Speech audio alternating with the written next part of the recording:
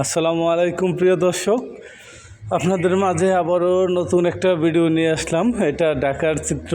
দেখেন ঢাকার যে শহরের চিত্রগুলো কেমন আপনাদের মাঝে তা তুলে ধরার জন্য ঢাকার রাজপথগুলো তুলে ধরলাম। ঢাকার চিত্রটা ঢাকা থেকে আপনাদের আজকে নিয়ে যাব গ্রামীণ দৃশ্য দেখানোর জন্য। তার আগে ঢাকাটা একটু ভালো করে দেখে নেন যে ঢাকা আর গ্রামের কতটা তফাৎ রয়েছে।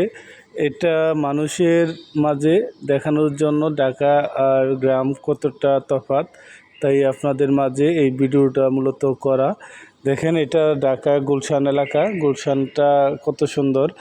আর এই এলাকায় তো সবাই থাকতে চায়, দেখা যায় গুলশানের লোকজন সবসময় আভিজাত্য এলাকায় সবাই থাকতে চায়, কিন্তু গ্রামে তো আর সবাই থাকতে চায় না। তার জন্য আপনাদের এই ভিডিওটা, যে গুলশান এলাকাটা অনেক সুন্দর, অনেক লোকজন এখানে বসবাস করে। যাই হোক, এখন চলে যাই আমরা গ্রামে। দেখেন এই গ্রামে চলে আসলাম। এটা হলো ড্রাগনের প্রজেক্ট বা ড্রাগনের বাগান।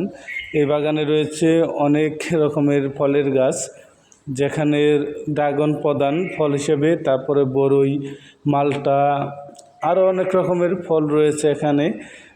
তারপরে আপনার মালবেরি, বিদেশি জাতের মালবেরি, অনেক বড় বড় ওই মালবেরিগুলো। অনেক রকমের ফল রয়েছে এই বাগানে, তাই আপনাদের দেখানোর জন্য একটু চেষ্টা করতেছি যে ড্রাগন বাগানটা আপনাদের কাছে কেমন লেগেছে বা লাগবে। দেখেন আপনারা শেষ পর্যন্ত ভিডিওটা দেখলে অবশ্যই ভালো লাগবে, কারণ এখানকার যে ড্রাগনের প্রজেক্টটা অনেক সুন্দর।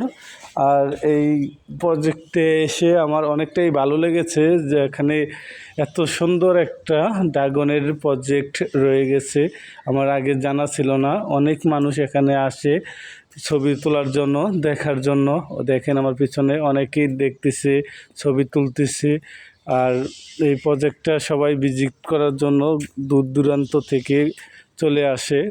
আর আমিও তাই চলে আসলাম ঢাকা থেকে এই বাগানটা দেখার জন্য। অনেক সুন্দর একটা ড্রাগন বাগান, আমার এসেই অনেকটাই ভালো লাগছে।